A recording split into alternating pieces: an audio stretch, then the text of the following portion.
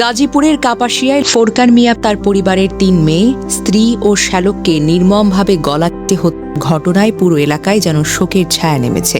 সবচেয়ে ভয়ঙ্কর ও হৃদয় বিদারক দৃশ্যটি স্ত্রী শারমিন আক্তারের। অভিযুক্ত স্বামী ফোরকান মিয়া স্ত্রীকে হত্যার পর তার মরদেহ জানালার সঙ্গে বেঁধে গহনা পরিয়ে সাজিয়ে রাখেন। এই নিষ্ঠুরতা কল্পনার সীমাকেও যেন ছাড়িয়ে গেছে। শনিবার ভোরে উপজেলার রাউতকোনা গ্রামের একটি ভাড়া বাড়িতে এই ঘটনা ঘটে। নিহতরা হলেন ফোরকান মিয়ার স্ত্রী শারমিন আক্তার, ৩ মেয়ে মিম, হাবিবা, ফারিয়া এবং শারমিনের ছোট ভাই শ্যালক রসুল।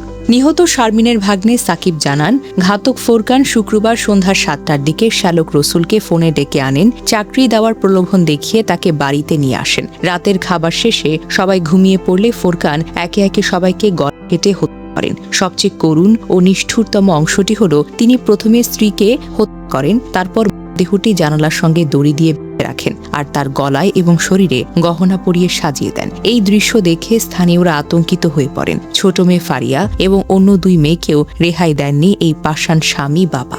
ঘটনার পর থেকেই ফোরকান মিয়া পলাতক রয়েছেন। পুলিশ তাকে ধরতে অভিযান চালাচ্ছে। জানা যায়, ফোরকান মিয়া পেশায় প্রাইভেট কার চালক। তিনি স্ত্রী ও 3 সন্তান নিয়ে সিঙ্গাপুর প্রবাসী মনির হোসেনের বাড়িতে ভাড়া থাকতেন। প্রতিবেশীরা জানিয়েছেন, দাম্পত্য কলহ ও অন্যান্য বিরোধের জের ধরে এই কাণ্ড ঘটতে পারে বলে প্রাথমিকভাবে ধারণা করা হচ্ছে। তবে পুলিশ এখনও সঠিক কারণ উদ্ঘাটনে কাজ করছে। কাপাসিয়া কালীগঞ্জ সার্কেলের অতিরিক্ত পুলিশ সুপার আসাদুজ্জামান বলেছেন, প্রাথমিক তদন্তে মনে হচ্ছে ফোরকান মিয়াই এই নৃশংস হত্যাকাণ্ড ঘটিয়েছেন। তিনি স্ত্রী, 3 সন্তান ও শ্যালককে জব্দ করে হত্যা করেছেন। আমরা তাকে গ্রেফতারের জন্য সর্বোচ্চ চেষ্টা চালাচ্ছি। ঘটনার খবর ছড়িয়ে পড়লে পুরো গ্রামে আহাজারি শুরু হয়। আশেপাশের লোকজন ঘটনাস্থলে ভিড় করেন। অনেকেই চোখের পানি ধরে রাখতে পারেনি। বিশেষ করে 2 বছরের শিশু ফারিয়ার মৃত্যুতে সবাই যেন স্তব্ধ হয়ে যান। একটি নিরীহ পরিবারের এমন নির্মম পরিণতি কেউ যেন মেনে নিতেই পারছে না।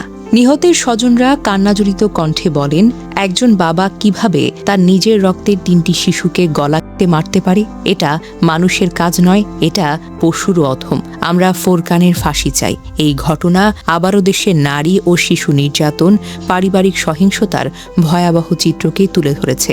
স্বামীর হাতে স্ত্রী সন্তান মতো ঘটনা বারবার ঘটছে, কিন্তু প্রতিরোধে কার্যকর পদক্ষেপ এখনো দৃশ্যমান নয়। নিহত শারমিন, মিম, হাবিবা, ফারিয়া ও রসুলের আত্মা যেন শান্তি পায়। ঘাতক ফোরকান মিয়াকে যেন দ্রুত গ্রেফতার করে আইনের আওতায় এনে দৃষ্টান্তমূলক শাস্তির ব্যবস্থা করা হয়। এই নৃশংস বিচার না হওয়া পর্যন্ত দেশবাসী শান্তি পাবে না। এই 5টি প্রাণ, তাদের তো কোনো অপরাধ ছিল না। তারা শুধু বিশ্বাস করেছিল যে মানুষটাকে তারা সবচেয়ে বেশি ভরসা করে সেই তাদের সবচেয়ে নিরাপদ আশ্রয়, কিন্তু সেই আশ্রয় হয়ে উঠল মৃত্যুর কারণ।